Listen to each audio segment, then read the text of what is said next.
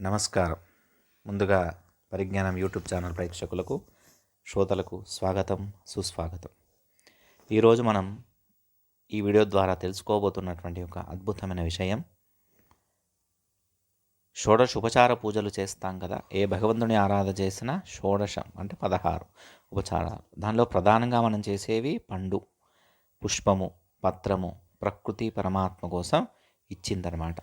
వాటినే మనం పరమాత్మకు సమర్పించుతూ వాటి యొక్క అంతరార్థాన్ని గమనించుకుంటూ వెళ్ళడం చాలా ముఖ్యం. అది మనకు భక్తి నుంచి జ్ఞానాన్ని పొందడానికి మార్గం చూపెడుతుంది. అదే మనలో కలిగే పరిణామం అన్నమాట.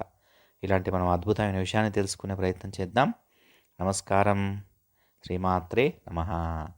ఇప్పటి వరకు కూడా ఎవరైనా మా ఇంకా పరిజ్ఞానం యూట్యూబ్ ఛానల్ సబ్స్క్రైబ్ చేసుకునే వారు ఉంటే కనుక సబ్స్క్రైబ్ చేసుకొని మీ యొక్క అమూల్యమైనటువంటి ఒక స్పందనను కూడా సబ్స్క్రైబ్ చేసుకొని మాకు తెలియజేయగలరు.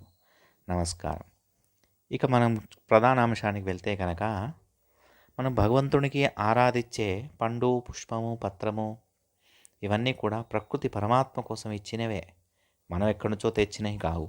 భగవంతుడు ఇచ్చింది. భగవంతునికి అర్చించడమే మానవుడి యొక్క కర్తవ్యం, ఆరాధనలో భాగం. అయితే వాటి యొక్క మనం సమర్పిస్తూ ఉంటాం కదా వాటిని పరమాత్మకు.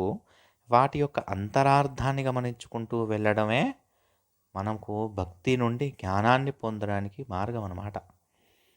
ఉదాహరణకు పత్రం దేనికి సంకేతం? కదిలే మన మనస్సును సూచిస్తుందన్నమాట. కదిలే మనస్సు. ఆ కదిలే మనస్సును పరమాత్మ యందు లయింపచేస్తున్నాను అని పత్రం సమర్పించాలి. పత్రం సమర్పించే దాని వెనుక ఉన్నటువంటి యొక్క అంతరార్థం గ్రహించాలి. ఇక చూస్తే మనం పుష్పం. ఇది పత్రం తర్వాత పరిణామం చెందుతూ ఉద్భవించేది. అంటే కదులుతున్న మనసు నిశ్చలమై బుద్ధిగా మారుతోంది. ఇప్పుడు సత్వగుణంతో సత్వగుణంతో అంటే నేను అర్చించి ఆ స్థానంలో ఆ ఈశ్వరునే ఉంచుకుంటాను అని పుష్పాలు సమర్పయామి అంటామన్నమాట. అంటే మనసు నిశ్చలమై బుద్ధిగా మారుతుందన్నమాట. ఇది సత్వగుణం. ఇక మనం చూస్తే ఫలం, పండు. ఇది నేనును అర్చించేసినాక ఇంకా అక్కడ ఈశ్వరుడే మన ఇంద్రియాల ద్వారా జరిగే కర్మలకు కర్త, భోక్త. కాబట్టి ఆ ఫలితం భగవంతుడికే చెందుతుంది. ఫలం, పండు. ఫలాన్ని మనం పండు కూడా అంటాం కదా. ఇది ఏంటి? పండు అంటే ఒకటి, ఫలం అంటే మనం చేసినటువంటి యొక్క ఫలితం అన్నమాట. నేను అనేది అర్చించినాక భగవంతుడికి ఆ ఈశ్వరుడు మన ఇంద్రియాల ద్వారా జరిగే కర్మలకు కర్త, భోక్త ఆయనే. కాబట్టి ఫలితం ఆయన చూసుకుంటాడు. ఫలితం గురించి మనం ఆలోచించడం. కష్టే ఫలి అంటారు. కష్టం మనం పడడం ముఖ్యం, ఫలితం గురించి తర్వాత. అది ఈశ్వరుడే ఇచ్చ. మనం ఆరాధన చేయ వరకు మానవ కర్తవ్యం. ఇక మనం అగరవత్తి ధూపం సమర్పిస్తాం కదా. తనను తాను కాల్చుకుంటూ చుట్టూ సుగంధాన్ని వెదజల్లుతాయి. అగరబత్తి యొక్క లక్షణం అది మట్టి నుంచి కొన్ని సుగంధద్రవ్యాల కలయికతో తయారవుతుంది కదా. అదే పాంచభౌతికమైన మన దేహం అనుకోండి. అగరబత్తి యొక్క తత్వం మన అంతరార్థం అర్థం చేసుకోవడం కోసం ఇదంతా. మనకు అగరబత్తి మన పాంచభౌతిక దేహం అయితే, మనలో గుణమాలిన్యం ఉన్నంత వరకు మన చుట్టూ ఉన్న వారిలో జ్ఞాన సుగంధాన్ని నింపలేము. మనలో మాలిన్యం అంటే మురికి. మనకు చెడు గుణాలు, భావాలు ముఖ్యం కదా. అలా గుణం యొక్క మాలిన్యం అంటే మురికి ఉన్నంత వరకు మన చుట్టూ ఉన్న వారిలో జ్ఞాన సుగంధాన్ని నింపలేము. ఆ గుణములను సాక్షితత్వంతో నియంత్రించుకుంటూ ఉన్నప్పుడు చైతన్యంగా ఉండి ఆ చైతన్య లక్షణాలైన వ్యాపకత్వాన్ని పొంది అందరిలో ఉన్న నేనుగా అయ్యి అక్కడ కూడా జ్ఞాన సౌరభాన్ని వెదజల్లడం జరుగుతుందన్నమాట.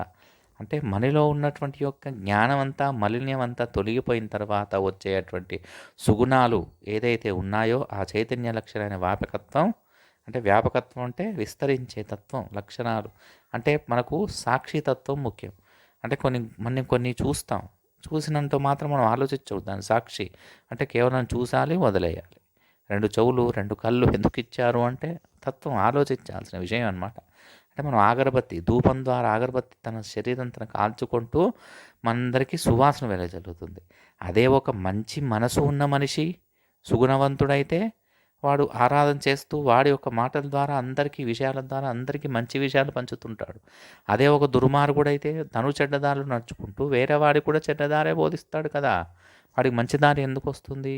అందుకని మాలిన్యం, గుణంలో మాలిన్యం ఉన్నంత వరకు మన చుట్టూ మనం వారిలో జ్ఞాన సుగంధాన్ని నింపలేము. ఎలా జ్ఞానాన్ని సొంత మనం జ్ఞానమే లేనప్పుడు మనం వేరే వాడికి జ్ఞాన విషయాలు ఏమి చెప్పగలుగుతాం? అందుకే సజ్జన సాంగత్యం ఇక్కడ మనం ఆలోచించాల్సింది చూసారా? సాంగత్యం అంటే కలిసి ఉండడం కూడా ముఖ్యం. ఇది మనకు అగరబత్తి ద్వారా మనకు ధూపం ద్వారా మనకు తెలుసుకోవాల్సిన ప్రధాన అంశం. ఇక కర్పూరం మనకు చెందినవని మనసుతో ఇప్పటి వరకు అనుకున్నవన్నీ నావి కావు. అంటే నాయి నాయి నాయి అనే భావన ఉంటుంది కదా, ఆ నావి అన్నవే అంటే నా మనసు నేను కాదు అని అర్థమైంది. ఇప్పటి వరకు దాన్ని హరింపచేయడం హారతి ఇది హారతి అంటారు కదా. ఆ కర్పూరం ప్రకాశంలో తనను తాను హరింప చేసుకుంటుంది. అలాగే మన యొక్క ఆత్మ ప్రకాశంలో మన నేను అనే ఉనికిని హరింప చేసుకోవాలని సూచన. అంటే ప్రతీది నేను, ఇది నేనే తయారు చేశాను, నేనే తెచ్చిచ్చాను, భగవంతుడి పూజకు ఆరాధనకు నేనే ముందుండాలి అని కొంతమంది ప్రదర్శిస్తూ ఉంటారు. మనం చూస్తూనే ఉంటాం దేవాలయాల్లో కొన్ని చోట్లలో నేను ఈ నేను అనే అహంకారం అపకారాలు వదిలిపెట్టాలని మనకు కర్పూరం ద్వారా తెలుస్తుంది.